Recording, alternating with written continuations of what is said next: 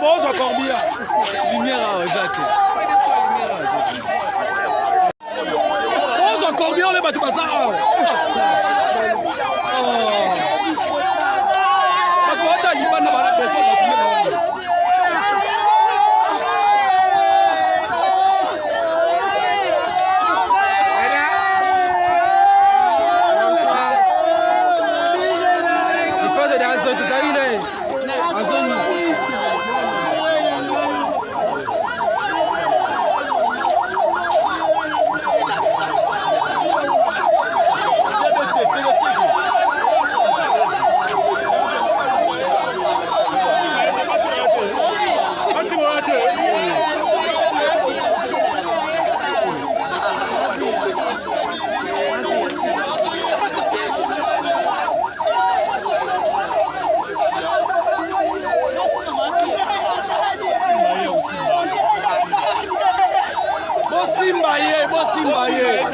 Bosimbaye.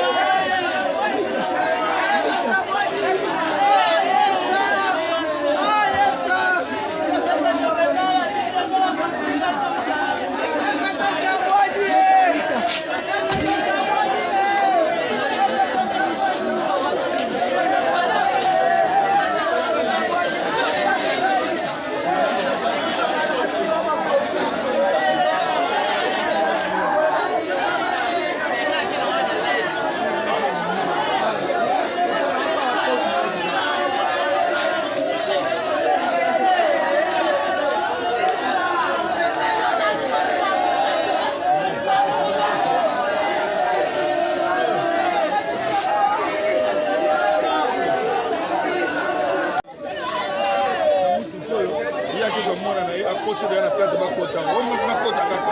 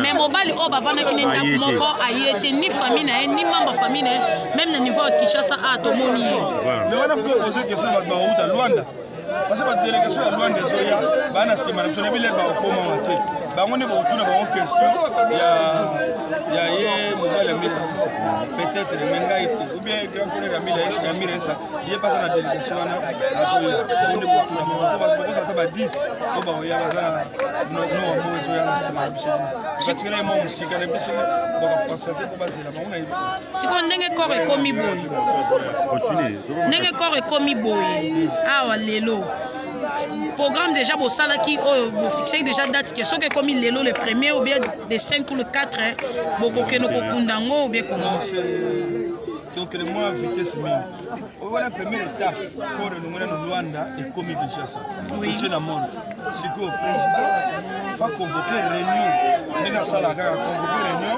que étape elle doit se franchir la moya ngoyo to tiens na mort to longona mu balongona Luanda ye na lufu biso to zwa ngoto ye na ngoto si on fait pensa sur réunion vandi après to s'organiser na mise to kokunda et puis bakunda ka bebete biso artiste ka to kokunda il faut na famille faut ça la collaboration voilà donc vous voyez pas un programme comme d'habitude depuis 13h bakwazaki awa to ba ikebino déjà bolongwaki karaté bokoma mais to kama bokomi awa à partir ba 21h tout est ba difficulté ne beaucoup te na okuna surtout na frontière tinanzela surtout parce que Luanda bazaka na makambo na ndenge na bango parce que corps on est comme depuis 6h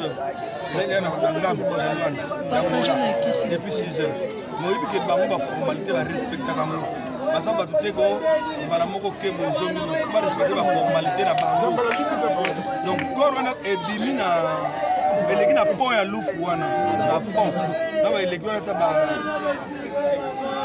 10h30 11h en tant que comme na ngamu na biso comme ba lelo ba benga eza mo journée mo le premier ezaka férié te puis mo na mo férié l'état il férié wana te ezaka journée na tongo boke na basimetière na après-midi ba parents le ko biso ba parents ba na so peso ba cadeau yaka bongo bona na déclaration férié ezaka journée férié te mais bango pe kuna na ba poste biso lelo ba salité pour to benga ba téléphone ba correspond ba aider biso ko corona dozo ngo ko na biso ozomona yango mo so pe mo ba retard wana pe salama comme on doit respecter le ko am de traiter problème comme ne papa zola azate to benga na téléphone aye on conducteur bazalaki te aye ne baseba mikana de président Massou question na ngede pa na yo parce que yo zali onde responsable ba comédien nyonso surtout o ya Congo to yeba message nous oppresse pas batu nyonso ba landi biso parce que na ba réunion to landa kibino olobai ke boss la corps et ya yo en tant que président message nous oppresse pas ba congolais nyonso to batu nyonso dans ce monde entier donc la quoi repromis. Non, je crois que l'heure pour remercier artistes, comédiens, ces ananotés, 46 jours pour condamner qu'on a vu sonner, pour remercier les comédiens. Mais il faut déjà dire que l'esprit autour de l'Obaka, la structure culturelle, surtout les musiciens, depuis que Sangwana et Yaki, pour ça, la réunion, tout préparé, arriver à corps en Nabiso. Vous voyez que Yaouti Angola, Kuna Koufeli, Kuna Angola, il faut Bissona Bango Zala, toujours en contact tous les jours, minuit, 22h. On a voyé comment ma caméra évolue. On est bandélisé qui vraiment sûreté. C'est parce que nous avons cru à cela. Tout le lobby la bango et que ça les mains, au salabogo, salaboye. Je veux remercier l'ambassadeur Nabiso Nangola kuna à côté qui peut na carte pour na makama mikanda pour que corps et il y a awa. Donc bande qu'on a vu sous artiste comédien. Il y a dans le Rwanda kuna vraiment merci mingi comme on a dit. Donc on a temps pour remercier.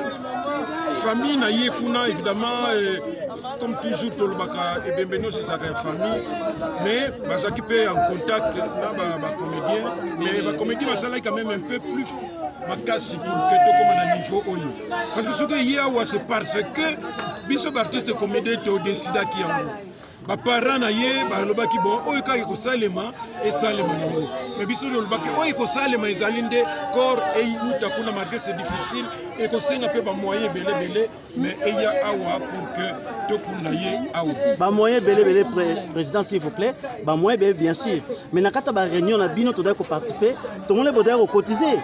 Oui. Est-ce que encore Amir Aïs et qu'on fait dans Mali liboyé pendant 2 semaines 3 semaines on te dit que vous avez cotisé déjà bah porte niveau bêti déjà gouvernement maman livre ma Denise comme d'habitude de Bossala. Non bat pas comprendre katé ceux qui sango ya mawazali to informer ka batu nyonso oyo lingi ko ya ko assister aye ceux qui assister té il n'y a pas de problème peut-être que soit ba yokité ou bien bazana ba occupation mususu mais ce qui est à féliciter et à encourager, c'est que dans le niveau des artistes comédiens, nous avons des partenaires au Bazala Canabiso. Nous avons topé si tu cotises pour nous permettre de ça le matin. Donc, raison pour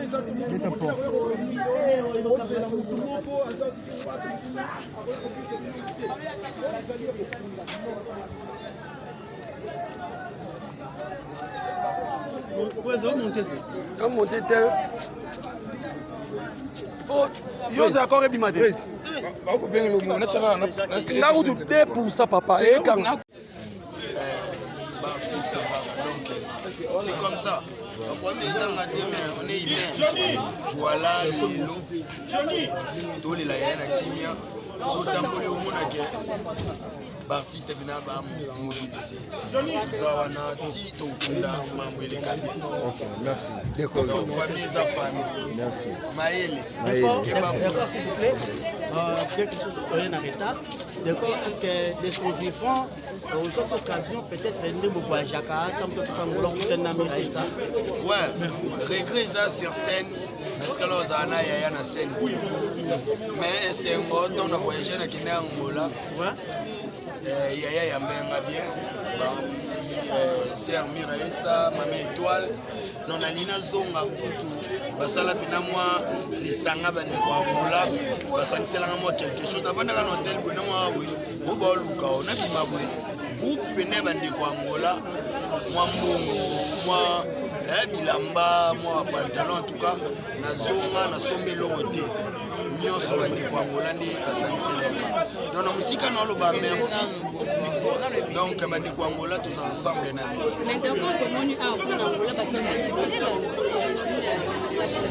batunda qui mais ah pourquoi pas commencer la tomber oh waza mabanga papa quand Angola ni to monaki na monaki to maki de occasion pas comprendre oui parce que ebembe komi retard on a fait de notre mieux tous à la tout le monde donc